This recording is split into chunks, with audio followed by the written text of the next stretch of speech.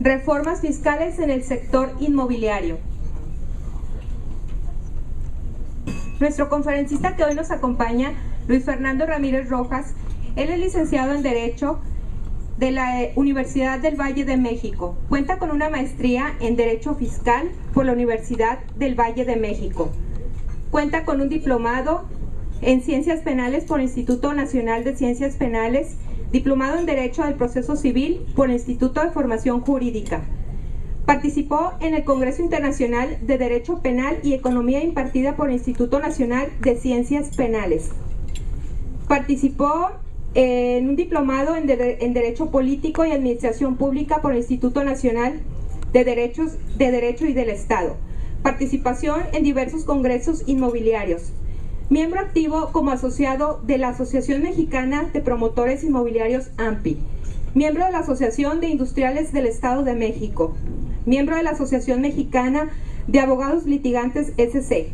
Capacitador del Centro de Capacitación, Investigación y Estadística de la Asociación Mexicana de Profesionales Inmobiliarios AC, en donde ha impartido diversos cursos y diplomados relacionados con aspectos de derecho inmobiliario. Expositor de varios temas relacionados con derecho inmobiliario, mismos que se han impartido en varias empresas inmobiliarias y eventos. Socio fundador de la firma de consultoría Legal Global Consulting, Sociedad Civil. Recibamos con un fuerte aplauso al licenciado. Gracias, buenos días. Pues qué gusto estar con ustedes, gracias por la invitación, gracias por recibirnos, gracias al licenciado Garza, y bueno, pues felicidades, tiene una sesión muy nutrida, he tenido oportunidad de estar en varias secciones de la AMPI, y bueno, pues una sesión muy nutrida, felicidades, y pues bueno, qué bueno que también se mantengan a la vanguardia en la capacitación. Hoy es imprescindible que el profesional inmobiliario esté precisamente a la vanguardia en estos temas, y hoy vamos a tocar un tema muy importante que tiene que ver, por supuesto, con las operaciones que hacen todos los días. Ya lo decía por aquí la licenciada, el impacto de las reformas fiscales en el sector inmobiliario, el tema de cómo están los notarios aceptando o cómo suelen aceptar esas denominadas partidas deducibles para optimizar o amortizar el impacto del pago del impuesto sobre la renta causado por enajenación de inmuebles. Entonces, bueno, vamos a analizar primero, si les parece, vamos a entrar en materia, y les quiero pedir que vayamos retroalimentando. Recordemos que cada cabeza es un mundo, sobre todo en materia de inmobiliario, de operaciones inmobiliarias. Cada notario tiene un criterio diferente, ustedes lo saben mejor que nadie. Seguramente ya se han aplicado, se han pretendido aplicar alguna de estas reformas, pero algunos notarios están aplicando cierta cosa y otros no. Entonces, conforme vayamos avanzando en los temas, les pediría que pudiéramos intervenir para que nos compartan su experiencia respecto a ese punto y todos podamos retroalimentar. ¿Les parece? Bien. Entonces vamos a iniciar con el tema de la ley del impuesto sobre la renta. ¿Se acuerdan cuál era el artículo hasta el 31 de diciembre? El artículo que nos hablaba del impuesto sobre la renta causado por enajenación o por compraventa. Era el artículo 109, ¿se acuerdan? De la ley del impuesto sobre la renta. Hoy esto cambió, a partir del 1 de enero, es el artículo 93, el que nos habla y nos da las reglas para exentar. Recordemos que exentar el impuesto sobre la renta aplica solamente para la casa habitación, bodegas, terrenos, por supuesto han pagado toda la vida, pero hasta el 31 de diciembre la casa habitación podía exentar cuando el valor de la casa habitación era hasta de 1.500.000 UDIs, que más o menos eran como 7.800.000, ¿no? Por ahí. Pero había la peculiaridad de poder exentar cuando se demostrara que era casa habitación, costara lo que costara. ¿Se acuerdan? Bueno, esto pasaba hasta el 31 de diciembre. A partir del 1 de enero de este año, la exención está topada, es decir, solamente se puede exentar hasta 700.000 UDIs, que hoy son más o menos 3.550.000 pesos. Recordemos que la UDI cambia todos los días, hay que estar muy atentos. Nunca he visto que vaya a la baja, al contrario, siempre está hacia arriba. Y bueno, ¿qué quiere decir? Que a partir del 1 de enero, obviamente ha impactado al sector inmobiliario, porque quien tiene una casa habitación hoy no puede exentar sino hasta 3.550.000 pesos. Quiere decir que el excedente, es decir, si yo tengo una casa que vale 5 millones, podré exentar si cumplo con los requisitos que ahorita los vamos a repasar, esos siguen siendo los mismos. Quiere decir que podré exentar hasta el 3.550.000. El excedente, en el ejemplo que les pongo de 5 millones, el excedente son 1.450.000, ¿no? Bueno, el excedente sería la tasa gravable para pagar, en su caso, el impuesto sobre la renta causado por enajenación. Hoy, aunque yo demuestre que viví en esa casa desde hace 30 años y demuestre lo que demuestre, ya no puedo exentar sino hasta 3.550.000. Aquí hay una peculiaridad: esta exención es por cada contribuyente. Hay que hacerlo valer porque pues, a algunos notarios, como son obligados solidarios del SAT, se les pasa o pues nomás no lo hacen. ¿Qué quiere decir por cada contribuyente? Que si tengo una propiedad en la que hay 10 copropietarios porque heredaron o lo que sea, y la casa vale 35 millones, cada uno es copropietario, pues el equivalente a 3,5 millones, ¿estamos de acuerdo? Entonces, si los 10 copropietarios cumplen con los requisitos que ahorita vamos a repasar, ¿podrán exentar los 10? Claro. No, digo, a menos que sea, uno de los requisitos es demostrar que ha sido tu domicilio, tu casa habitación, ¿no? Claro, si es una casa de 2 recámaras, y ahí dijimos que vivieron 10 personas, pues va a ser un poco incongruente, ¿no? Pero de que se puede, se puede. Sí, adelante. Una pregunta rápido nada más ahí. ¿Qué pasa si, por ejemplo, el terreno está a nombre de la esposa, están casados por bienes separados, pero la construcción está, se hizo a través de un crédito hipotecario, a través del esposo, sin embargo el permiso está a nombre de la esposa? ¿Cómo aplica ahí?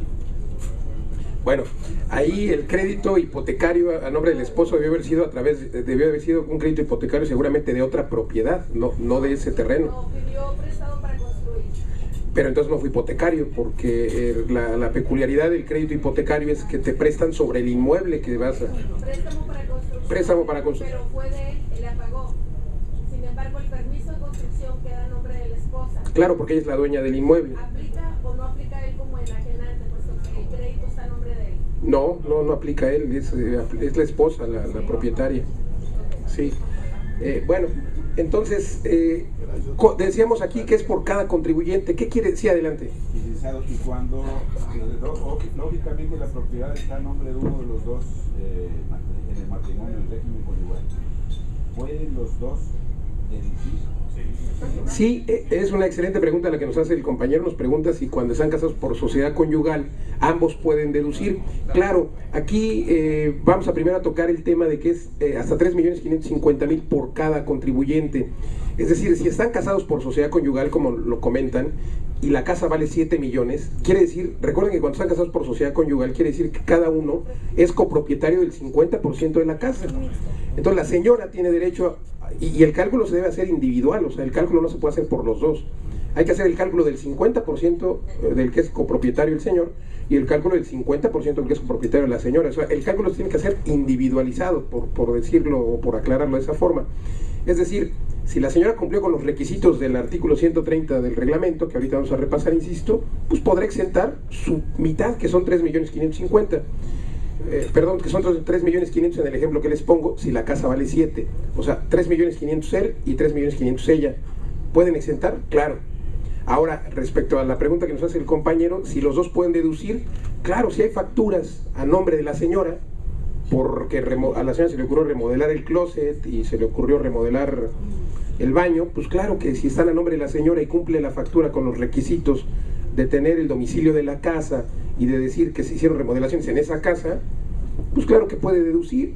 Y también si el señor tiene facturas de que él quiso poner un salón de juegos o X, también él puede deducir. O sea, los comprobantes pueden ser a nombre de cualquiera de los dos para aplicar las deducciones. Entonces, bueno, vamos quedándonos con esa idea muy clara de que debe ser por cada contribuyente la exención. Eso es importante, porque así pues nos da un poco más de margen. Regularmente están casados por sociedad conyugal y esto pues nos da, digamos, sumándole 3.550.000, 3.550.000, nos da hasta 7.100.000 del valor de una propiedad si están casados por sociedad conyugal, ¿correcto? Ahora, la exención, antes decíamos, oye, pues hoy tengo mi contrato privado de compraventa y lo voy a escriturar después. ¿Por qué después? Porque no tengo dinero, porque no quiero ir al notario, por lo que sea. Y cuando íbamos a escriturar, pues nos respetaban la exención si el inmueble costaba menos de 7 millones, etc. Hoy no, hoy si no escrituramos de inmediato, perdemos el derecho a la exención. Si yo tengo un contrato privado del 2014 y lo decido elevar a escritura pública hasta el 2015 o 2018, pierdo el derecho a exentar. O sea, no voy a, aunque cumpla con los requisitos, aunque demuestre haber vivido ahí y mi casa no valga más de 3.500.000, no voy a exentar.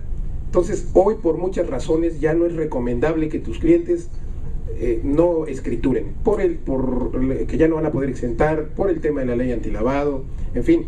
Hay que recomendarles que se vayan al notario y escrituren para que puedan exentar el pago del impuesto. Ya no hay que postergarlo, porque van a perder ese derecho. Y bueno, vamos a recordar, esto no cambió. Demostrar que tu casa habitación, demostrar que has vivido en tu casa habitación de acuerdo a lo que dice el artículo 130. Esto no ha cambiado, sigue siendo lo mismo. ¿Qué nos pedía el artículo 130? ¿Qué nos pide? Comprobar que hemos vivido ahí. ¿Cómo? Comprobantes de domicilio, que son solamente derivados de instituciones financieras. ¿Con el IFE? El IFE o INE, nada más con ese domicilio. Y aquí el momento, como verás, ya está muy, digamos que muy topado este tema de la exención. Desde el momento en que estás exclusivando, pues te das cuenta y ves que tu cliente no tiene, le pides el IFE y te das cuenta que no tiene el IFE del inmueble ubicado en aquella avenida Reforma, sí. Bueno, en la avenida, ¿madre? En la avenida Humberto Lobo 500, ¿no? Vamos a, entonces, si te das cuenta que tu cliente no trae su credencial de lector del IFE o del INE con el domicilio de Humberto Lobo, pues tienes chance en lo que buscas el comprador de decirle, oye, vete al IFE o vete al INE a cambiar tu domicilio para que puedas exentar el impuesto sobre la renta. O vete a Banamex y dile que te manden tu estado de cuenta a Banamex. Eso lo debes hacer desde el principio, desde que estás opcionando o exclusivando. ¿Qué otro requisito nos autoriza? Pues ya dijimos, comprobantes de domicilio que son de instituciones financieras, recibos de luz, o sea, solamente Comisión Federal de Electricidad, y de agua no, y telefonía fija, solamente telefonía fija, nada de Nextel, nada de Telcel, etcétera. Entonces, desde que estás exclusivando, te das cuenta y mandas a tu cliente a que cambie esa credencial de lector para que cumpla con el requisito y el notario le dé chance de exentar. ¿Qué otra cosa tienes que hacer cuando estás exclusivando hoy? Tienes que calcular el impuesto sobre la renta causado por enajenación que va a pagar. A lo mejor la propuesta está en 2 millones y a lo mejor vas a terminar vendiendo en 1.900.000 o vas a terminar vendiendo en 2.100.000. No importa, va a haber una variable muy pequeña hacia arriba o hacia abajo. Lo importante es que desde que estás exclusivando, conozcas, puedas hacer el cálculo del impuesto sobre la renta y conozcas si tu cliente va a pagar o no. Porque imagínate cuál sería el resultado de que llegas al notario, la casa vale 3 millones o el precio de la operación es de 3 millones y el día de la firma el notario le dice, oye, ¿qué crees? Vas a tener que pagar 1 millón de pesos. ¿Qué pasaría seguramente? Pues se cae la operación, dice, ya no vendo, mejor me la quedo. Entonces lo ideal es que tú puedas desde el principio saber si va a pagar o no va a pagar y recomendarle que cumpla con alguno de esos requisitos o recomendarle que se busque sus partidas deducibles. Recordemos que todas las mejoras al terreno, por ejemplo, todas las remodelaciones a las construcciones son partidas deducibles. La factura de tus honorarios, la factura de lo que tú le vas a cobrar por la intermediación inmobiliaria o la intermediación mercantil es deducible y le puede generar una disminución en el pago del impuesto sobre la renta. Que por cierto ahí pues va a ser una forma de que tú vendas tu factura, porque luego no te quieren pagar el IVA, ¿no? Entonces, bueno, insisto, hay que hacer el cálculo desde el principio para que tengas una idea y a lo mejor, pues al final, si resulta que iba a pagar 100,000 pesos, dentro de 4 meses vendió siempre 100,000 pesos abajo y el cálculo en lugar de 100 va a pagar 90. Pero ya tu cliente sabe desde el principio realmente cuánto dinero se va a llevar a la bolsa, cuánto le van a descontar por pago de impuestos y sobre todo cómo va a poder deducir algunas partidas, ¿no? Hay algunos muy disciplinados que sí tienen sus facturas, algunos que sí guardaron la factura del arquitecto, la factura del cemento, todo eso es deducible. Y aquí un tip que te va a dar presencia es que cuando ya hayas vendido una casa al que la compró, le des un sobre, que a lo mejor con tu logotipo, con tu tarjeta y le diga, señor, aquí guarde usted todos los comprobantes de deducibles para cuando usted venda su casa dentro de 5, 10 o cuando la venda, pueda usted deducir todo lo que le invirtió, el impermeabilizante que tuvo que ponerle, el piso que le cambió. Guarde aquí sus facturas porque le van a servir. Y así tienes presencia y tienen ahí tu logotipo y todo, ¿no? Sí. En relación a lo que mencionaba de los comprobantes, ¿con cuánto tiempo tiene que tener uno para valer eso? O sea, 6 meses, un año. Los comprobantes de servicios. los comprobantes de servicios. ¿Cuánto tiempo tenemos o cuánto tiempo deben tener esos comprobantes de servicio de vigencia? Son los últimos 3 meses y son comprobantes que deben de estar a tu nombre, pero también la ley nos permite que estén a nombre de tu cónyuge o de tus ascendientes o descendientes. ¿Quiénes son los ascendientes? Pues tus padres, a nombre de tus padres o a nombre de tus hijos. Entonces, si a lo mejor tú no tienes comprobantes ahí porque pues a lo mejor no vivías ahí, pero le das chance a tus hijos que vivieran ahí, pues con el comprobante de tus hijos puedes exentar. Aquí recordemos que otra vez vamos a estar sujetos al criterio de los notarios. Ustedes saben que hay notarios que con el puro IFE, hoy INE, pues te exentan, no te piden otra cosa.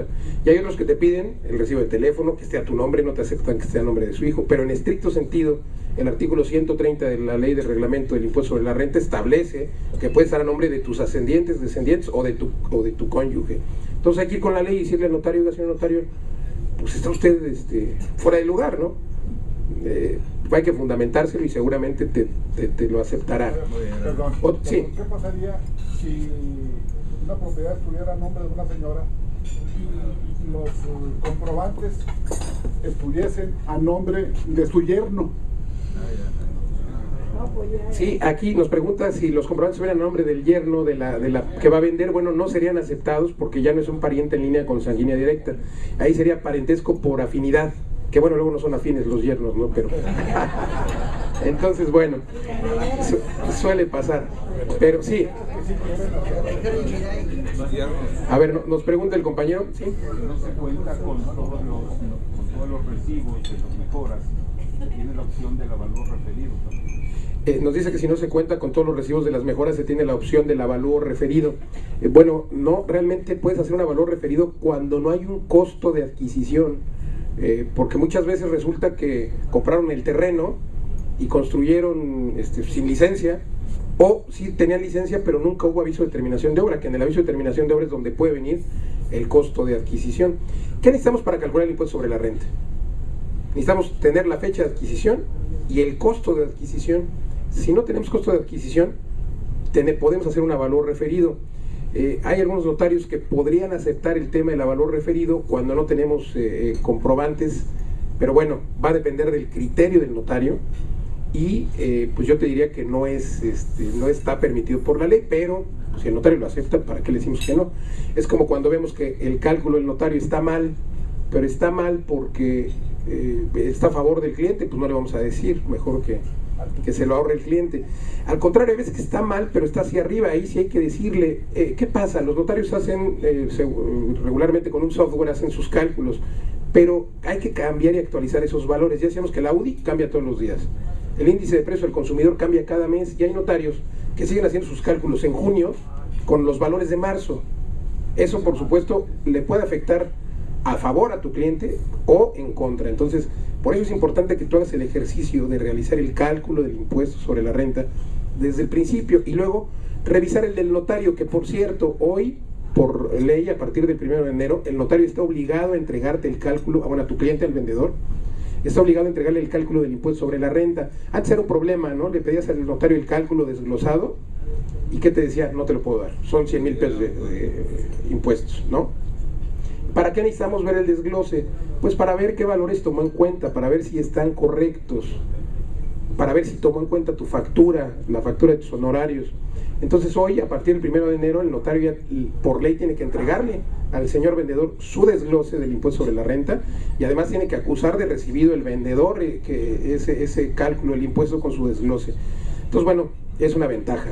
Así como le pides al notario la cotización de cuánto vas a cobrar por hacer estas escrituras, tienes que pedirle que conjuntamente con la cotización de cuánto te va a cobrar de honorarios, te dé el cálculo del impuesto sobre la renta, para revisarlo desde el principio, porque ya decíamos que hay criterios de notarios y a veces usted mejor que nadie sabe que podemos llegar a cambiarnos de notario si alguno pues es de criterio muy cerrado, ¿no? Si dice, no, yo no te acepto tal, bueno, pues déjame ver cuál es tu criterio, a lo mejor sugiero cambiarme de notario, ¿no? Por otro que tenga un criterio más amplio.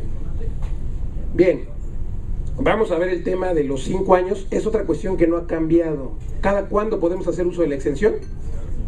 Cada 5 años. Bueno, por ahí tenemos una pregunta, sí.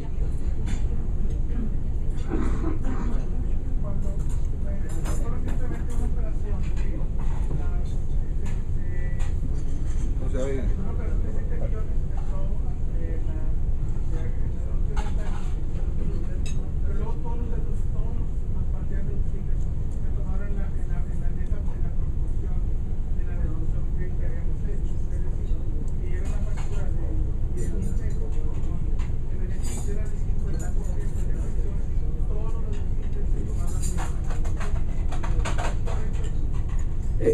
Nos comparte el compañero que, bueno, en una operación todos los deducibles se tomaron al 50%, es decir, si la factura valió 1.000.000, se tomó 500.000, ¿es correcto?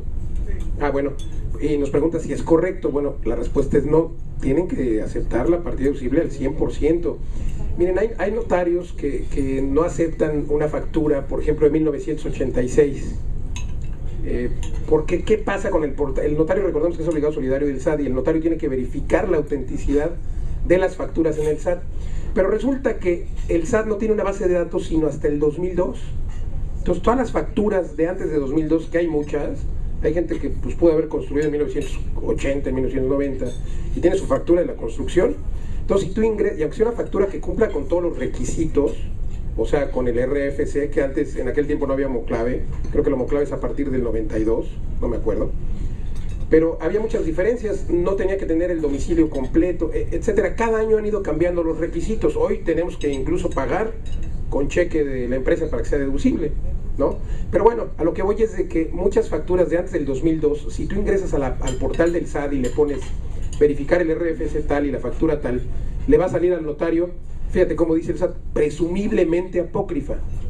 O sea, no te está diciendo que es buena ni que es mala, dice presumiblemente apócrifa. Y pues ahí nos ven la torre. Yo creo que el notario quiso no dejar de tomártelas en cuenta y dijo, bueno, pues la mitad por lo menos. Está mal, debió de haberlo tomado en cuenta al 100%. Hay una jurisprudencia que se publicó hace un mes por la Suprema Corte de Justicia que dice que si el comprobante cumple con todos los requisitos y el Registro Federal de Contribuyentes existe o existió, deberá de tomarse en cuenta como partida deducible, sin importar si aquella empresa, porque pasaba que si la empresa se iba a bancarrota o si la suspendían, pues ya la factura no te la tomaban en cuenta. No es problema del contribuyente. Si el contribuyente tiene el comprobante, aunque la empresa esté mal ante el SAT, es problema de la empresa. Debe el SAT de considerar de esa partida deducible, y es una jurisprudencia reciente creación, que se las voy a mandar para que se la pasen a los notarios y le digan, oye, no me la tomes al 50%, cumple con todos los requisitos, compadre, entonces me tienes que deducir el 100%. No es mi problema si la empresa le debe o no le debe a Hacienda, eso ya no es mi boleto, yo soy contribuyente y tengo mi comprobante, ¿no? Entonces, bueno, decíamos que tenemos para exentar, cada cuánto podemos hacer uso de la exención, una vez cada 5 años. ¿Y qué pasa? Regularmente tu cliente, llegabas con el notario y el notario te preguntaba, ¿no? Oye, ¿has hecho uso de la exención? Y tu cliente decía, no he hecho uso de la exención. Declarabas bajo protesta de decir verdad hasta el 31 de diciembre, y ahí aparecía en la escritura, ¿no? Declara bajo protesta de decir verdad que no he hecho uso de la exención en los últimos 5 años, punto. Hoy el notario entra a la base de datos del SAT para verificar que Juan López no ha hecho uso de la exención. Entonces imagínate si tu cliente le va a decir una mentira piadosa al notario, le va a decir, no he hecho uso de la exención, y entonces el notario va a verificar en la base de datos y se va a dar cuenta que hace 2 años vendió una casa y ahí hizo uso de la exención. Por supuesto, hay que recordar que declarar falsamente ante fedatario público puede ser un hecho constitutivo de delito. Yo no he tenido noticia que un notario se vaya y inicie una denuncia y diga, oye, me mintió. No creo que lo hagan, pero bueno, hay que tener cuidado, ya no podemos decir mentiras piadosas. Y sobre todo, pues si se da cuenta el SAT, al rato nos van a cobrar multas, actualizaciones, recargos, porque solamente podemos hacer uso de la exención una vez cada 5 años. Si tienes un cliente que tiene 3 propiedades, te da a vender 3 propiedades, una de 4 millones, una de 1,5 y una de 500,000 pesos, solamente puede hacer uso de la exención en una casa habitación. Si vendes primero la de 500, ¿harías uso de la exención? Pues no, mejor te esperas a que vendas la de 3 millones y pico para hacer uso de la exención en mayor proporción. Y de la de 500 que pague sus impuestos, ¿no? Muy bien. Parte de las reformas fiscales, hay que mencionarlo, ya vimos el tema de la exención, de las partidas deducibles, y parte de las reformas establece, ¿se acuerdan ustedes del famoso régimen de pequeños contribuyentes, el REPECO, el régimen intermedio? Bueno, desaparece también a partir del 1 de enero, y hoy tenemos el famoso RIMCO o RIF que se denomina régimen de incorporación fiscal. Este régimen tiene la peculiaridad, bueno, primero hay que recordar un poquito que los repecos no presentaban declaraciones, ¿se acuerdan que pagaban una cuota fija? Y decían, ven 100 mil pesos, ahí te van 2,000 y ahí muere. No estaban obligados a llevar contabilidad. Hoy con el RIF están obligados a llevar contabilidad bimestralmente y están obligados a presentar sus declaraciones. Ventajas, bueno, quien haya estado en repeco y en régimen intermedio automáticamente pasó a ser RIF. Entonces, bueno, ¿cuáles son las ventajas? Que el primer año, 2014, quien esté en el RIF podrá exentar hasta el 100% de sus impuestos. O sea, si yo soy RIF, tengo que presentar mi declaración, tengo que decirle al SAT, mira, sí, te debo 100 mil pesos, pero nada más te informo que te los debo porque los exento y me los quedo, ¿correcto? Esa es la ventaja. Luego el siguiente año van a exentar hasta el 90%, luego el 80%, y así sucesivamente cada año van a ir exentando 10% menos, hasta que dentro de 10 años ya tengan que pagar el 100% de sus impuestos. ¿Cuál es el objeto? Seguramente el SAT pues está pretendiendo hacer entrar en disciplina a todos esos contribuyentes que no pagaban, y pues, sobre todo saber cuánto ganamos. Pero bueno, de entrada está bien, hay que hacer uso de este RIF. ¿Quién puede ser RIF? Cualquiera que nunca haya estado dado de alta, que no haya sido persona física con actividad empresarial o persona moral. Entonces, pues bueno, yo creo que va a estar difícil, ¿no? Yo ya di de alta por ahí a mi mamá y a mi hermana para que exentemos un poquito de impuestos. Entonces, bueno, las tarifas del impuesto sobre la renta cambiaron, por supuesto. Recordemos qué grava el impuesto sobre la renta. La utilidad, ¿no? Que por cierto, hablando de cálculos de impuestos sobre inmuebles, es muy arriesgado decirle al cliente, me faltó comentarlo, les resaltaba yo la importancia de hacer el cálculo del impuesto sobre la renta cuando estás captando la propiedad. Y también es importante no decirle al cliente, híjole, vas a pagar un montón de impuestos, porque es muy aventurado que aunque veamos que la escritura el inmueble fue adquirido en 1990 en 100 pesos y hoy van a vender en 20 millones, podemos imaginar y decir, híjole, pues este cuate va a tener una utilidad de 19.990.900 pesos, ¿no? Pero no sabemos si esos 100 pesos de 1990, al traerlos a valor presente, pues a lo mejor son más de 20 millones y ni siquiera hay utilidad, a lo mejor hay pérdida. Entonces hay que tener cuidado, no le podemos decir al cliente, oye, fíjate que vas a pagar un montón de impuesto, porque aún con eso, he visto escrituras de 1950 que valen $1 y hoy se van a vender en 20 millones y ese peso representaba los 20 millones. Entonces no podemos aventurarnos a decir, recordemos que hay que traer valor presente los valores, válgase la redundancia. Recordemos que la construcción siempre se va a depreciar, o sea, siempre se va a devaluar año con año, y el terreno siempre se va a apreciar. Entonces es importante hacer un cálculo antes de decirle a un cliente, oye, ¿qué crees? ¿Si vas a pagar o no vas a pagar? Entonces el impuesto sobre la renta, ¿qué es lo que grava? La utilidad.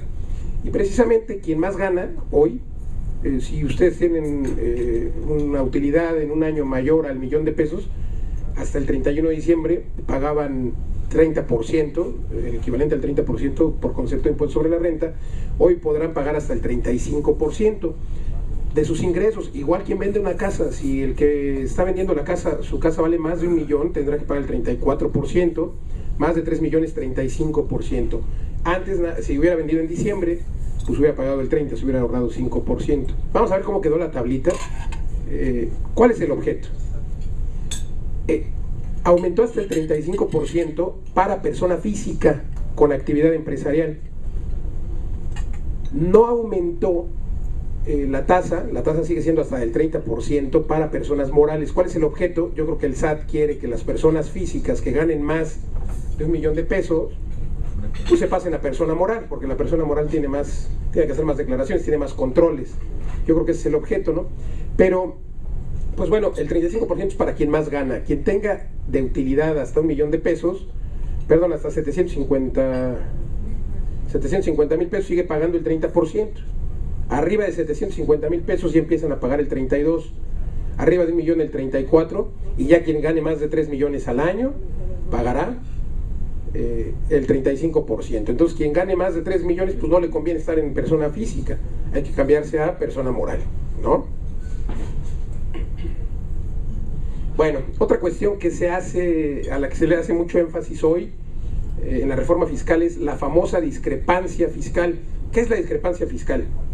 Es pues ahora sí que el ingreso que puedas tener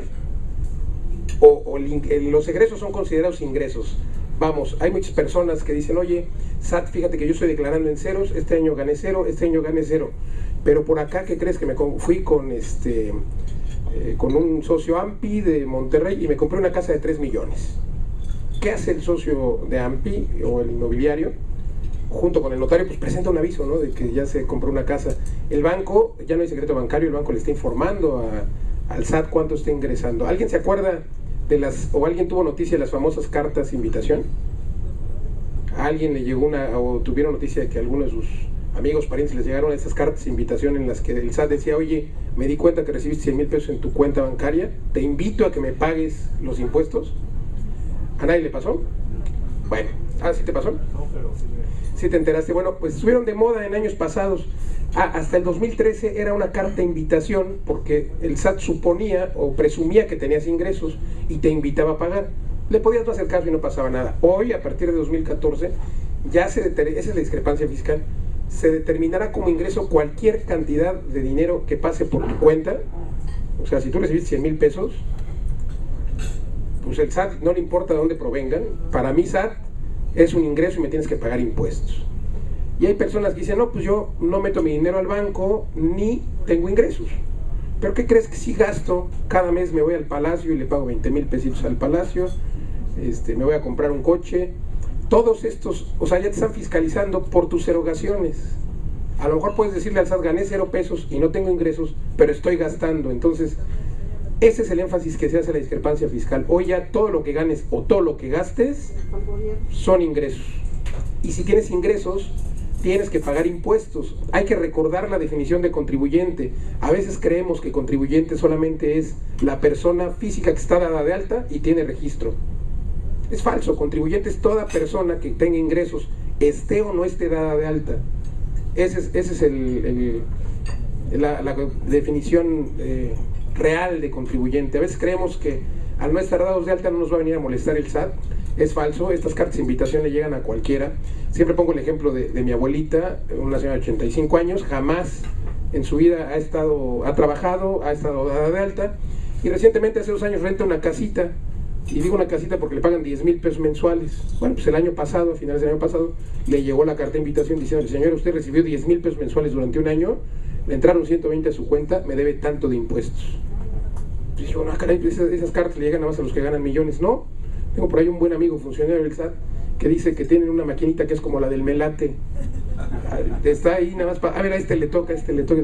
Entonces nos puede pasar a cualquiera, estés o no estés dado de alta. Y precisamente es parte de la reforma fiscal. Antes tenías que tú darte de alta para poder estar en el padrón de contribuyentes, ¿no? Hoy, si el SAT detecta que tuviste un ingreso, ¿qué crees? Te va a dar de alta automáticamente y te va a mandar tu alta a tu casa y ya te va a decir, bienvenido al padrón de contribuyentes. Siempre que doy esta plática me dicen, oye, qué padre, ya no voy a tener que ir a formarme. No, ya no, te va a llegar tu alta de Hacienda a tu casa. Pase automático. Pero a partir de ese momento tienes que cumplir con tus obligaciones fiscales. Tienes que presentar tus declaraciones, vas a ser ya un contribuyente cautivo, ¿no? Sí. Las ligas a través de las cuales te detecta es tarjeta de crédito, sí, te detectan por lo que gastas, sobre todo en tarjetas de crédito, en dólares, si vas a comprar dólares. Esto se relaciona con la unidad de inteligencia financiera que fue creada para dar cumplimiento a la ley antilavado.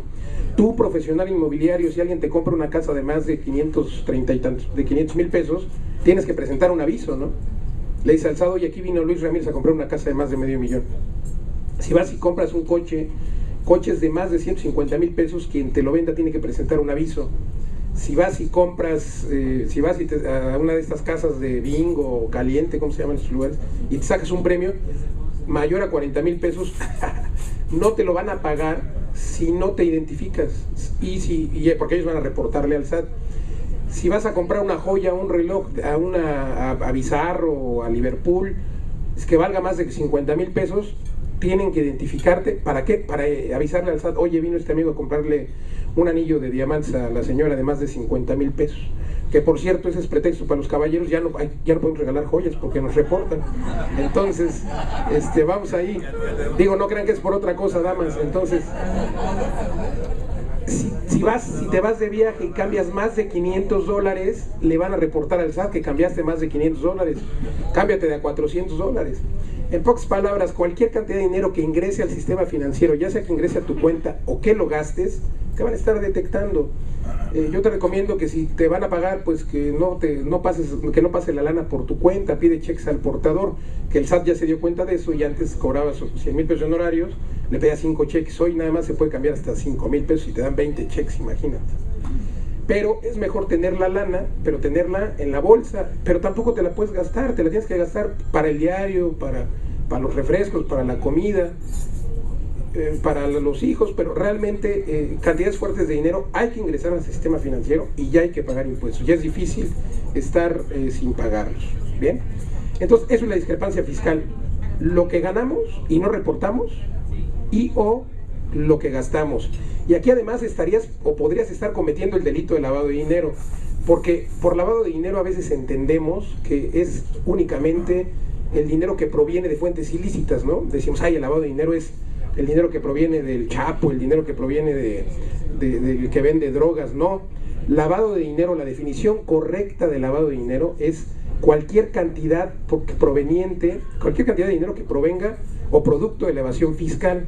Si tú, profesional inmobiliario, vendiste una casa y te ganas 100,000 pesos de comisión y no le reportaste al SAT, estás lavando dinero, estás cometiendo el delito de lavado de dinero por no haberle reportado al SAT tu ingreso. Entonces ahí ya está no he tenido noticia de que se haya aplicado la ley antilavado, de que se hayan aplicado multas, ya está vigente, ya hay que estar cumpliendo con ella, pero bueno, yo creo que en algún tiempo, en algunos meses, en algunos años va a empezar a dar frutos esta reforma que ya está vigente, insisto, y hay que empezar a cumplirla. Muy bien. Otro cambio que hubo en la ley, ¿se acuerdan ustedes que en la zona fronteriza se pagaba el 11% de IVA? Y en el resto del país se pagaba el 16%. Bueno, pues hoy ya se homologó, en toda la República se paga el 16%. Por supuesto, esto impacta en el mercado inmobiliario, porque bueno, ya sabemos que la casa habitación, por ejemplo, no causa IVA, pero si yo me iba a comprar una bodega o un local comercial que sí causa IVA, ahora si tenía 100,000 pesos, ahora esos 100,000 se convirtieron en 95, le pegó a mi poder adquisitivo porque aumentó en 5% el IVA. Obviamente este es un impuesto trasladable, el IVA, recordemos que si yo lo pago, pues al rato me lo van a pagar, entonces pues ahí no creo que le haya afectado a las empresas, sino, o más que en el flujo de efectivo, ¿no? Pero bueno, es otro de los cambios en la reforma. Y pues bueno, esto es lo bueno, las obligaciones de los notarios. Ya cambió para beneficio de ustedes y beneficio de sus clientes. Hasta el año pasado, el notario, ya decíamos, te decía, son 100,000 pesos de mis honorarios y 100,000 pesos de impuestos, punto, y te daba un recibo que decía 100,000 pesos de impuestos y 100,000 pesos de honorarios. Y a veces no tenías idea. Hoy te tiene que entregar primero la factura del notario, tiene que venir desglosada, te tiene que poner en la factura a ti, o a tu cliente, te tiene que poner, fueron 10,000 pesos de honorarios, 5,000 pesos de mis refrescos, 2,000 pesos del gestor, 3,000 pesos entonces eso te va a dar a ti la ventaja de poder, pues por lo menos tener el detalle de los gastos. Luego tiene que entregarle al vendedor el cálculo del impuesto sobre la renta, que eso es me parece que lo más importante. Antes era un triunfo, hoy ya llegas y te lo das sin problema. De hecho, el vendedor le tiene que firmar de que recibió el cálculo del impuesto, y eso pues nos va a servir para que ustedes puedan cotejar el cálculo con el que ustedes ya hicieron y ver si tiene en el desglose algún error, o si no está tomando en cuenta alguna partida deducible, o si le está tomando al 50% como le pasó al compañero. Y pues habrá que decirle al notario, y pues te estás equivocando aquí. ¿Cuál es el objeto de tener el cálculo del impuesto sobre la renta desglosado? Revisarlo y ver si tiene algún error en perjuicio de tu cliente, ¿no? Esto es una herramienta que te va a ayudar a cerrar negocios, porque bueno, pues vas a poder ahorrarle a tu cliente una lana si revisas bien el cálculo, y si está mal, pues se lo haces saber al notario, ¿no? Y bueno, hay otra figurita que seguramente ya la escucharon y ya la están manejando, es la factura complemento o el comprobante complementario digital. Ya lo escucharon, ¿no? Ya lo tienen por ahí. Este comprobante complementario digital se vuelve tan importante como la escritura. y se vuelve tan importante como la escritura para el vendedor y para el comprador. ¿Para qué le sirve al comprador? Bueno, pues al comprador ahí va a venir el famoso costo de adquisición y la fecha de adquisición. Si no tiene este comprobante complementario digital, se le va a complicar cuando venda, porque no le van a tomar en cuenta esos valores de cuando está adquiriendo. Y al vendedor se vuelve importante el comprobante complementario digital, porque el vendedor no va a poder, o se puede cancelar, digámoslo así, la exención, porque tiene que hacer su declaración de que tuvo el ingreso y de que vendió la casa. Pero si no tiene este comprobante complementario digital, no va a ser procedente la exención, si es que ya exentó. ¿Me expliqué? Bueno, entonces... ¿Ese comprobante? Sí. ¿Ese comprobante dónde se obtiene? Ese comprobante complementario digital te lo tiene que dar el notario. Bueno, a ver, son dos cosas. Una cosa es la factura electrónica. Una cosa es la factura electrónica que te tienen que dar, en la que detalla el servicio del notario, y otra es el comprobante complementario digital. Le tiene que dar dos comprobantes complementarios digitales, uno al vendedor y uno al comprador. Y ese comprobante complementario digital, pues el que le va a dar al vendedor es la famosa, es el reemplazo de la hoja esa en la que te daban cuando decían si exentaste, o si te retuvieron, te decían te retuvimos 30,000 pesos de impuestos. Ese es el comprobante complementario digital. Pero la ventaja es que hoy por ley te la tiene que entregar a más tardar 15 días después de la firma de escritura.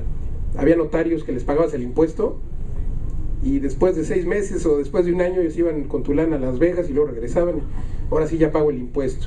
Hoy no, hoy tienen 15 días para enterar el impuesto y para entregarte tu comprobante complementario digital. Entonces ya es obligación del profesional inmobiliario llamarle al notario y llamarle al comprador y al vendedor 15 días después de la firma y decirle: recoge tu escritura, tu segundo testimonio o el primero, según sea el caso, pero también tienes que recoger tu comprobante complementario digital. Se vuelve importante para los dos. Lo van a necesitar el comprador para cuando venda y el vendedor para que no le cancelen la exención si es que ya la tuvo, ¿no? O para comprobar que ya le retuvieron sus impuestos. ¿Correcto? Bueno. Hay otra figurita que se llama, bueno, rápidamente, el domicilio fiscal. Ya dijimos que quien no esté dado de alta, lo van a dar de alta en automático. Y antes, ¿qué pasaba? Tú decías: yo tengo mi domicilio fiscal en Avenida Humberto Lobo 500, ¿no? Y entonces el SAT iba y te buscaba a Humberto Lobo y preguntaba: oye, aquí vive Luis Ramírez. No vive. Ok, y el SAT te ponía en estatus de no localizable, y así podías pasarte la vida, nunca te encontraban. Hoy, a partir del 1 de enero, el SAT va a poner como tu domicilio fiscal el que aparezca en tus estados de cuenta financieros, a donde te mandan tu recibo de Sears o de ICSE, o en fin, ese va a ser tu domicilio y no te van a notificar el cambio en automático.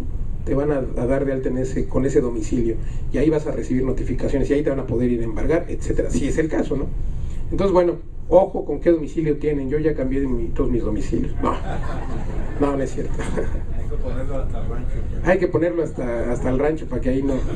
Y bueno, hay otro tema, hay otra famosa carta constancia de residencia que también está implícita en la reforma. ¿Alguien ya ha escuchado hablar de esta carta constancia de residencia? No, bueno, es una carta, ya la ley establece que se le debe pedir a todas las personas que pretendan exentar esta carta constancia de residencia. ¿A qué personas? A todos los que quieran vender. Por ahí estuvimos en el Congreso de Notarios, que se llevó a cabo a principios de este año, para discutir esta ley.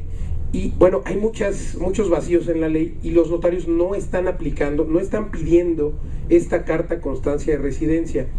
¿A quién se la piden? A todos los que van a vender. Lo que ellos, a la conclusión que llegaron, es que hoy se le están pidiendo solamente a los mexicanos que residan en el extranjero, o a los extranjeros que digan que residen en México. Son los únicos que le están pidiendo esta carta constancia de residencia. ¿Cómo funciona? ¿Dónde se tramita? Se tramita ante el SAT. Y antes tú nada más ibas al notario y le decías: oye, sí, bajo protesta y verdad manifiesto que vivo en México y que tengo ingreso en México, punto. Incluso hay extranjeros o mexicanos que vivían en otro país y ni venía, nada más manifestaba el apoderado que vivía en México. ¿Cuál es el objeto? El objeto es que quien no vive en México no tenga derecho a la exención. Quien no le demuestre al SAT que vive y tiene ingresos en México no va a poder exentar. Entonces, esta carta constancia de residencia se tramita ante el SAT. Por aquí lo tenemos. No. Bueno, se tramita ante el SAT Y pues bueno, a principio de año había mucha confusión cuando esta reforma surgió, el 1 de enero, entre el 1 y el 15 de enero, los notarios pedían esta carta constancia de residencia y pues nadie sabía qué onda, ¿no? Es más, íbamos al SAT, iban al SAT y el propio SAT no sabía qué era. Te decían, oye, pues no sé qué es. Por ahí del 20 de enero ya el SAT se enteró que era esta carta constancia de residencia y empezaron a dar citas para por ahí del 1 de febrero. Que por cierto, por ahí a principio de enero, por ahí me entrevistaban y yo decía, no, es que el SAT no sabe nada, y luego pusieron ahí en el periódico, es que el licenciado, director de Legal Global Consulting dijo que los del SAT eran muy, y yo dije, híjole, me van a venir a... Pero bueno, es una realidad, no sabían qué pasaba los amigos del SAT. Hoy ya saben qué es la carta constancia de residencia, pero los notarios no la están pidiendo, pero es una realidad. Ya tenemos leyes secundarias, bueno, ya están fabricando, se están cocinando en las cámaras legislativas. Obviamente hay que entender a nuestros amigos legisladores porque están muy ocupados, trabajan de lunes a jueves de 10 a 1, no les ha dado tiempo.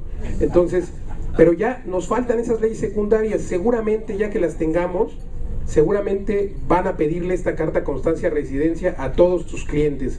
Entonces, ¿dónde se va a tramitar esa carta constancia de residencia? En el SAT, ya no va a ser ante el notario.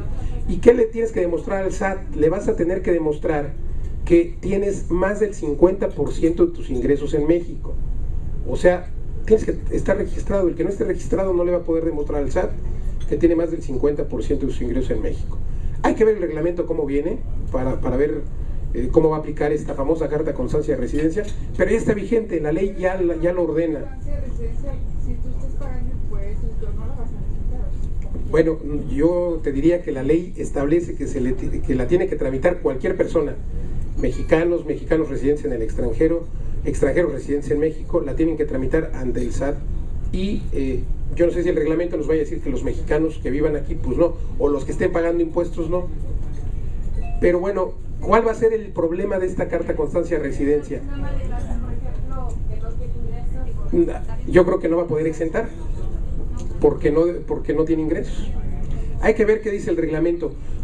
A mí aquí el problema es que yo creo que va a impactar al sector inmobiliario porque el SAT no te da la cita. Ya dijimos que se te va a tramitar ante el SAT, o se está ya tramitando ante el SAT.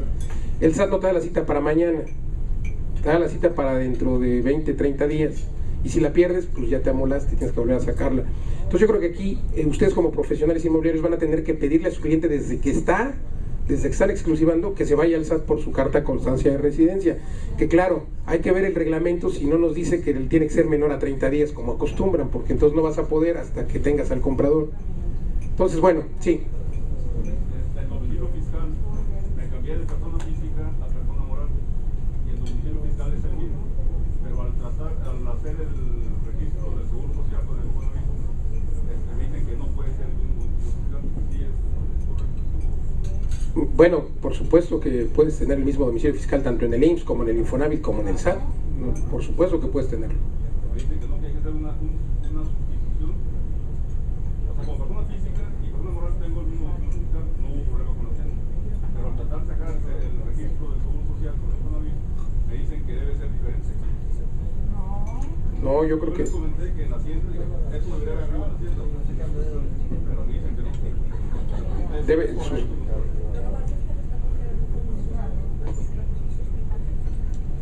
Pero el domicilio que tiene que ver es que nos comenta que lo están considerando como patrón sustituto.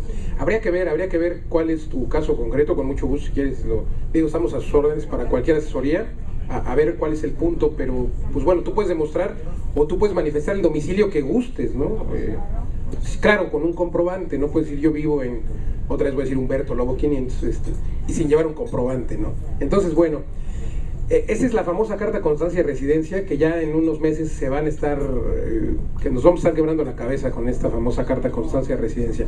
De momento los notarios en el Congreso que hicieron ellos para debatir respecto a esta ley, quedaron que no se le iban a pedir a nadie más que a los extranjeros residentes en México. Entonces, pues bueno, ahí seguramente van a escuchar este nombrecito muy pronto, espero que no. Pero bueno, otro tema, el secreto fiscal. Ya no hay secreto fiscal. A partir de este año, quien no cumpla con sus obligaciones fiscales, o quien incumpla más bien con sus obligaciones fiscales durante 3 meses, o durante 3 periodos, podrá ser publicado, podrá ser exhibido en la famosa lista negra del SAT. ya por ahí en algunos periódicos se ha difundido, ¿no? Ya está ahí en la web, ya hay ahí los que no paguen impuestos, ahí aparece su nombre y su denominación comercial. Entonces, bueno, pues ya no hay secreto fiscal, ya decíamos que no hay secreto bancario, ya el banco pues prácticamente le informa todo al SAT, ojo cómo tienen ahí sus ingresos. Vamos a pasar a las conclusiones. Entonces, bueno, en conclusión, pues ya con la reforma solamente se puede exentar hasta el equivalente a 700,000 UDIs, ¿correcto? Que es hoy más o menos son 3,550,000. Eso no quiere decir que todas las casas que valgan más de 3,550,000 no tengan que exentar, sí podrán exentar hasta ese tope, hasta los 3,550,000, y el excedente será la tasa o la base gravable, ¿correcto? Y recordar que es hasta 3,550,000 por cada contribuyente. Si están casados por sociedad conyugal, pues ya le sumamos 7 millones, ¿no? Sí. ¿Puedo interrumpir? Claro. ¿Qué sucede cuando en la sociedad conyugal uno de los dos sujetos muere y los hijos quieren vender la casa en forma inmediata? Bueno, primero tendrían que... A través de uno de los dos sobrevivientes, ¿verdad? Sí, bueno, primero tendrían que hacer el juicio sucesorio testamentario o intestamentario. Queda uno vigente. Uno de los copropietarios. Uno de los copropietarios está vigente. El copropietario solamente es copropietario del 50%, el otro 50% hay que hacer el juicio. Ya no se puede deducir. Sí se puede deducir si cumple con los requisitos, si se demuestra que vivieron ahí en los últimos meses. Digo, hay notarios que, por cierto, eso no lo comentamos, hay notarios que te piden 6 meses, hay notarios que te piden 2 años, hay notarios que te piden 5 años. Lo correcto son 6 meses, porque la ley fiscal no establece temporalidad, pero el Código Civil establece que para demostrar que tienes un domicilio tienes que tener por lo menos 6 meses de comprobantes. Entonces, lo correcto, de acuerdo al Código Civil, son 6 meses. Aunque la persona esté muerta, no puede vender. ¿Cómo va? No puede vender, tiene que vender su sucesión. Pero puede exentar. Los herederos pueden exentar si cumplen con los requisitos. Sí, o sea, ahí lo que hay que hacer es que los herederos, si no vivían en esa casa, de volada le digan al banco que les mande sus comprobantes a esa casa, para que cuando vendan y luego se vayan al INE, hoy antes IFE, a cambiar la dirección para que puedan exentar. Sí. Siguiendo el tema de la sucesión, en caso de que muere uno de los esposos, sí, era testamento, le heredaron, un cónyuge le heredó al otro. uno al otro, muere uno, entonces ya quiere heredar a los nietos o los no sé qué. Ok.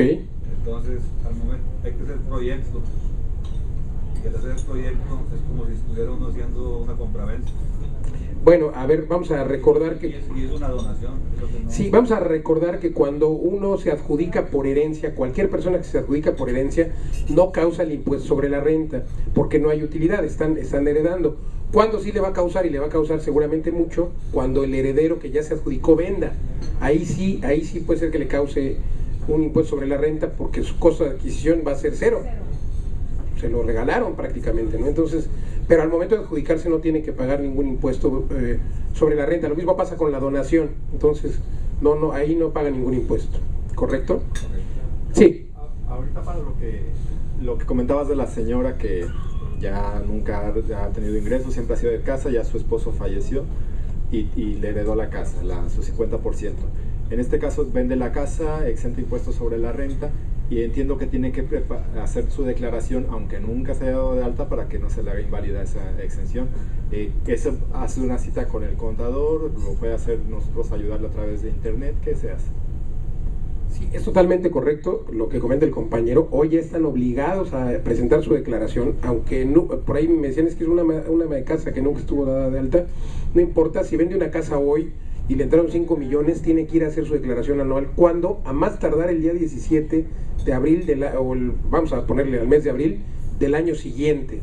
Que obviamente tú no tienes que esperar hasta el año que entra. Si vendiste tu casa hoy, puedes ir hoy con un contador y decirle, señor contador, presénteme mi declaración. ¿Qué declaración? Pues de que vendí mi casa y que me entraron 5 millones y que con el comprobante complementario digital del que hablábamos, ya le estoy acreditando que exenté o que me retuvieron tanto de impuestos. Si no, eso me faltó decirlo, qué bueno que interveniste. Si no presentan su declaración cuando les corresponde, o sea, en tiempo y forma, que es en el mismo año en el que vendieron, o bueno, hasta abril del año que entra, pueden perder el derecho a esa exención. Si ya exentaron, perderán el derecho y les van a cobrar multas, actualizaciones y recargos. Entonces sí es muy importante que tú le digas a tu cliente, tiene que presentar su declaración. Puedes ir con un contador, o también puedes ir al SAT, así como vas al módulo del SAT a preguntar por esta famosa carta de constancia de residencia. Puedes ir al SAT a tomar un turno y le hacen la declaración a tu cliente, yo creo que en 20 minutos, es muy rápido. Y ya con eso cumplió con el requisito, ya no tiene el riesgo de perder la exención. Y sí es muy importante que o lo recomiendes con un contador que le debe cobrar 1,000 pesos, yo creo, no sé, o de plano que vaya al SAT, que saque su cita, va con sus papeles, con su escritura, con su comprobante complementario digital, y ahí en el SAT le van a presentar la declaración de volada, y ya tu cliente, la ama de casa, quedó tranquilo, tranquila, y no va a tener problemas de que el SAT dentro de 2, 3, 5 o 10 años, que por cierto hoy atendiendo las reformas fiscales, el tiempo para que el SAT ejerza sus facultades de comprobación ya son 10 años, hasta el 31 de diciembre del año pasado solo eran 5, hoy podrá revisarte todo lo que hagas en 2014, podrá revisarte hasta el 2023, entonces hay que guardar, hay que invertir ahí en una bodega o en un buen archivo. Bien, entonces seguimos con las conclusiones. Pues bueno, se modificó la tarifa tope del impuesto sobre la renta, hoy la tarifa tope es hasta el 35%, para persona física con actividad empresarial o persona física, no así para las morales sigue siendo el 30%, se homologó el IVA en la zona fronteriza, ya en todo el país se paga el 16% de IVA, y pues bueno, para que se vean con un buen sabor de boca, todas estas cargas fiscales se compensan, porque ya se eliminó el IETU, el impuesto empresarial a la tasa única, ya no existe. El IDE, que es el impuesto a los depósitos en efectivo, ya tampoco existe. Te acuerdas que cuando depositabas más de 15,000 pesos te retenían 2, 3%, primero el 2, luego el 3. Pero ojo, ya se eliminó el IDE, pero hoy con este tema de la discrepancia fiscal, todo lo que entre a tu cuenta, pues no te van a quitar el 3, te van a quitar hasta el 35%, ya lo veíamos, ¿no? Entonces, bueno, dice aquí la ley, fíjate qué dice la ley, dice que los bancos seguirán reportando cuando tengas más de 15,000 pesos de ingreso en efectivo. Pero ¿se acuerdan del ejemplo de mi abuelita? Ella nomás le entraban 10 y le llegó el requerimiento. O sea que pues, yo discrepo con esa disposición, ¿no? Yo creo que los bancos le informan todo al SAT. La unidad de inteligencia financiera que depende de la ley antilavado puede entrar prácticamente sin permiso del banco a checar los estados financieros. Y luego, por ejemplo, este curso que lo he dado en alguna zona fronteriza, me dicen, oye, ¿y qué pasa pues, si aquí nada más me pagan con Bank of America? Pues no importa, de hecho la ley antilavado y esta reforma fiscal surge de acuerdos internacionales suscritos por México.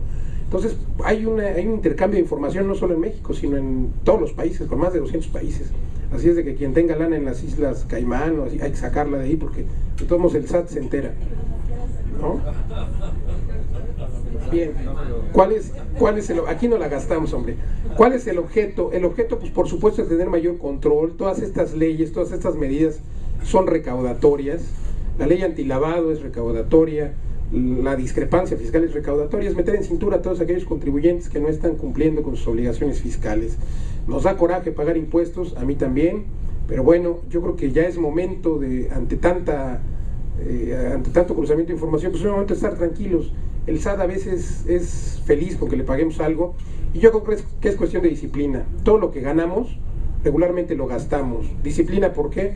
Pues me fui a comer, pido mi factura, me fui a cargar gasolina, pido mi factura. Y al final le puedes decir al SAT, sí, mira, me gané 1,000,000 de pesos este año, pero ¿qué crees? Me gasté 950, compa, entonces nada más te debo, de 50,000 pesos te debo mis impuestos. Entonces, pues a lo mejor vale la pena ya estar actualizados y dormir tranquilos. Bien, aquí hay otro, pues bueno, ya no es momento de hacer lo que se estilaba, de decir, oye, la operación es de 5 millones, fíjate que pues vamos a hacerla en 3, que en la escritura aparezcan 3 y por acá me das 2 millones. Ya no se puede, ¿por qué? Porque hay un principio general del derecho que aplica también en derecho fiscal, que es el que afirma tiene que probar. Entonces imagínate que tu cliente, el que vendió, le llega una auditoría del SAT, que ya dijimos que tiene hasta 10 años hoy para auditarlo, y resulta que le preguntan, a ver, ¿de dónde sacaste 5 millones de pesos? ¿Qué va a decir el vendedor? Vendí mi casa, pero tiene que probarlo, ¿no? Pero si en la escritura solo dice 3, le van a decir, ¿de dónde sacaste los otros 2? No va a tener cómo comprobarlo, y entonces el SAT le va a decir, determino ingresos esos 2, me debes, ya vimos la tarifa, 30% de impuesto, me debes 30% de los 2 millones, son 1.200.000. Y luego, como no me pagaste en tiempo, dice la ley que la multa será del mismo monto de lo defraudado o de lo omitido, ¿no? O sea, otro 30%, ya lleva el 60% entre la multa y lo que tiene que pagar, más actualizaciones y recargos, pues ya le quedaron como 300,000 pesos de sus 2 millones, no, perdón, como 600,000 pesos de sus 2 millones. Y con todavía la situación de que tenga que pagar quizá un abogado porque está cometiendo el delito de lavado de dinero, salud, y el delito de defraudación fiscal. Entonces ya es responsabilidad del profesional inmobiliario no permitir y no recomendar a sus clientes que hagan operaciones fuera del marco de la realidad. Ya si vas a vender en 5 millones, tienes que vender en 5 millones. Ustedes saben que hoy ya el notario, para dar cumplimiento a la Ley Federal para la Prevención e Identificación de Operaciones con Recursos de Procedencia Ilícita, está muy largo, ley antilavado, ya plasma en la escritura cuál es el monto con el que, perdón, la forma de pago con la que se pagó, si fue con cheque, si fue con transferencia, y se cerciora que haya sido efectivo el pago. Ya no se puede pagar en efectivo, más que hasta 500,000 pesos, ¿no? Entonces, ya no hay forma, ya todas las leyes están muy amarradas, ya no hay forma de recomendarle a tu cliente que haga la operación en otro monto, ya tiene que hacerla al monto real, que además no le conviene, porque imagínate en el ejemplo que poníamos, dice compré en 3 millones y dentro de 2 años quiere vender en 6, pues tuvo una utilidad de 3 millones. O sea, por donde le busques, ya no es recomendable hacer ese tipo de operaciones que a valor catastral, que hay que hacerlas como son, ¿no? Pero bueno, yo sé que hay clientes necios que les van a seguir insistiendo, pues ya es problema de ellos, ¿no? Habrá que decirles y hacerles ver esto. Otra peculiaridad de la reforma es que el SAT podrá determinar ingresos en forma presuntiva con un avalúo de la propiedad. O sea, el SAT va a poder revisar, tú vendiste hoy, a lo mejor dentro de 2, 3, 5 o 10 años, que ya dijimos que son 10 años, podrá decir, oye, a ver, esta propiedad, esta operación de compraventa se hizo en 2 millones, y va a poder hacer un avalúo referido, y va a poder decir, oye, pero esta propiedad cuando tú la vendiste no costaba 2 millones, costaba 5. Entonces ahí hubo un impuesto sobre la renta causado por adquisición de inmuebles, compraste más barato, compraste en 2 cuando debiste haber comprado en 5, me debes. A lo mejor dice, pues son muy tontos para vender. Digo, eso es algo que puede ser, ¿no? Pero digo, finalmente el SAT ya va a poder revisar si la propiedad efectivamente valía lo que en el monto en el que se hizo la operación. Entonces es otra razón para que ya no se hagan operaciones a un costo diferente, ¿no? Sí, adelante. Estás comentando que ese tipo de situaciones no necesariamente lo va a ver en ese momento, lo van a ver después. Ok. Claro. Si aquí entonces se aplica un ICR en contra, puesto que está comprando con utilidad. Sí, es correcto, sería un ISR a favor del comprador, porque el que tuvo utilidad es el comprador, sí. ¿Cómo lo cobraría en ese momento el SAT? ¿Cómo lo haría? Bueno, seguramente dirá, compraste en 2 millones cuando el valor del inmueble en ese tiempo costaba 5, tuviste una utilidad de 3 y el impuesto, el que compró tuvo una utilidad, entonces, y qué mejor que ya lo compraste, porque ya es tuyo y ya te lo puedo embargar. Ya no tengo que localizar al vendedor, la utilidad fue del que compró. Pero eso es lo que hace, o sea, o le pagas que el 30% o la tasa que corresponde en ese momento, o te lo pagan. Es el 20%. Sí, mira, siempre los procesos del SAT es requerirte de pago, me debes tanto, si no me pagas, pues claro que podré requerirte, podré embargarte bienes e incluso podré iniciar un procedimiento penal por la omisión del pago. El ICR en contra es el 20%. El ISR causado por adquisición de bienes inmuebles es del 20% y ahí no hay deducibles. Okay. Ahí. Y ahorita estás diciendo que se puede ir a defraudación fiscal. Es correcto. ¿Qué pasa si en el momento de la operación nadie le dijo al comprador, oye, ¿sabes qué? Aquí hay un ISR en contra, tienes que pagarlo? Bueno, ahí la obligación es del notario. El notario es el que le tiene que determinar si hay un ISR tanto al comprador como al vendedor, y por supuesto que la responsabilidad sería el notario. En el ejemplo que estamos poniendo, nadie le dijo nada porque él compró en 2 millones y el notario pues, no tuvo el conocimiento de que el valor comercial de esa propiedad no era de 2 millones, sino de 5. ¿Y entonces cómo aplica eso? Mira, por ejemplo, en el Distrito Federal ya es obligatorio que se haga un avalúo comercial, o sea, se toman 3 valores cuando va a hacer una operación de compraventa. Se toma el valor catastral, el valor de la operación y el valor comercial. El avalúo, y para el precio de la escritura, aunque tú vayas a comprar en 2 millones, para efecto de impuestos y para efecto de colocar el precio en la escritura, se coloca el valor más alto. Entonces yo creo que esto, a partir de esta reforma, va a ser una, pues digamos que va a ser en todas las entidades, se va a tener que solicitar de una vez los 3 avalúos. Yo lo que les recomiendo es que hagan un avalúo comercial y lo plasmen junto, que forme parte del expediente. ¿Quién lo paga? Bueno, pues ahí yo creo que lo va a tener que pagar el que compra. En el DF lo paga el comprador. Caso de crédito hipotecario, una casa evaluada en 7 millones, se escritura en 5 millones, pero el avalúo bancario es de 7 millones. ¿Se ve el avalúo bancario o no? Sí, bueno, esa es una ventaja porque los bancos siempre hacen un avalúo, ¿no? Entonces ya ahí ya tienes, y es un avalúo comercial, el avalúo bancario es un valor comercial. Entonces eso es lo que el SAT va a hacer, va a buscar un valor comercial para ver si el inmueble vale lo que en el monto en el que se vendió. Entonces sí tienes la ventaja. Pero si nadie le dijo al comprador que tenía que pagar ICR contra, o sea, que había utilidad ahí, no se pagó, ¿cómo aplica la pena? Aplica porque el SAT dice, oye, esa casa ustedes, tanto el comprador como el vendedor, establecieron que costaba 2 millones y el valor real en ese tiempo era de 5 millones. Entonces, pues va a aplicar así nada más de por el avalúo. Pero ¿cuántas veces la persona tiene mucha necesidad y vende más abajo? Ese es el punto, que ya lo que quieren es no permitir que se hagan operaciones en las que se coloque la casa a un valor menor porque la persona tenga necesidad. Si tiene necesidad, está teniendo el que está comprando una utilidad, porque está comprando, lo puede hacer, lo puede vender más barato, pero el que está comprando tiene que pagar un impuesto sobre la renta porque está teniendo una utilidad, está comprando más barato. Si a mí me regalas, tú, por ejemplo, a la donación puede ser con desconocidos. ¿Cuál es tu nombre? Si Cecilia me regala su casa, pues yo con mucho gusto la acepto, pero tengo que pagar mi impuesto sobre la renta por adquisición. Si tu casa vale 2 millones, que por cierto no importa, yo pago el 20%, tengo que pagar mi 20% por concepto de impuesto sobre la renta causado por adquisición. Entonces no pasa nada, pero hay que cumplir con las obligaciones fiscales. Este tema, pues yo no he tenido noticia que el SAT lo haga, ya está en la ley, está en la reforma el 1 de enero. Vamos a ver cómo lo hace, pero pues sí me parece muy injusto que en el momento de la compraventa no te hayan dicho que tenías que pagar impuestos y después de 3, 4 años venga el SAT y te diga, me debes porque compraste más barato. ¿Cuál es la recomendación? Pues hacer un avalúo comercial, tenerlo por ahí en el expediente. Si es bancario, pues mejor, porque sí, digamos que ya hay un respaldo, en la escritura aparece el respaldo, el avalúo bancario. Entonces, pues eso es una ventaja. El problema más bien me parece que es en las operaciones entre particulares, ¿no? Porque luego hay desconocimiento de los valores, sí. ¿Qué pasa si esta operación se hizo antes de que entrara esta ley? No pasa nada. Recuerden que si cualquier operación que se haya hecho antes de que entrara en vigor esta ley, pues tendrá el tratamiento anterior. Ninguna ley podrá ser aplicada de forma retroactiva. O sea, no pasa nada, que duerman tranquilos. Eso es algo que se puede hacer. Yo no le estoy diciendo que no vaya a haber aquí alguien del SAT y ahorita Todavía en algunas operaciones lo que pueden hacer es un contratito privado del año pasado y lo elevan a escritura pública este año, pero el acto jurídico se celebró el año pasado. Yo no les dije nada, bueno, esto es a lo que queremos, a lo que el gobierno quiere llegar. Si quieren ver, esto es a lo que el gobierno quiere llegar. Ya no hay régimen de pequeños contribuyentes, ya todo es por factura electrónica.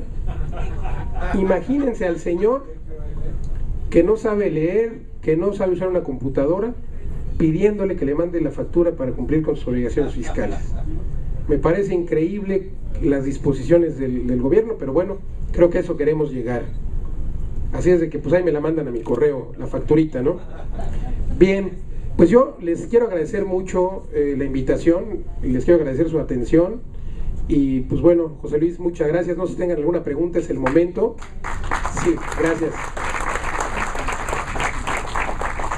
Bueno, sí, ¿podemos la última o...? La última. Sí.